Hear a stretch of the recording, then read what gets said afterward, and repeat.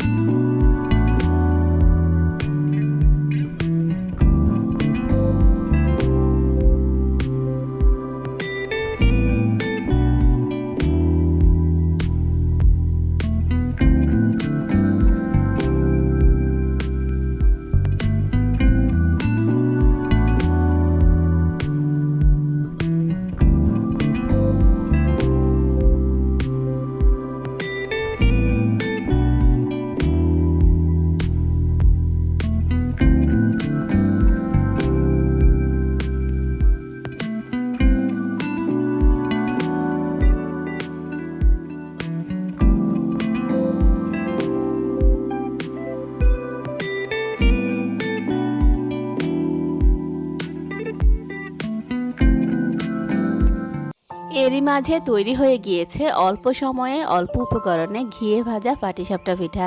রেসিপিটি ভালো লাগলে বাসায় অবশ্যই ট্রাই করবেন। আর এইরকমই সব মজার মজার রেসিপি পেতে আমার চ্যানেলটিকে প্লিজ এখনই সাবস্ক্রাইব করুন। আজ এই পর্যন্তই। আল্লাহ হাফেজ।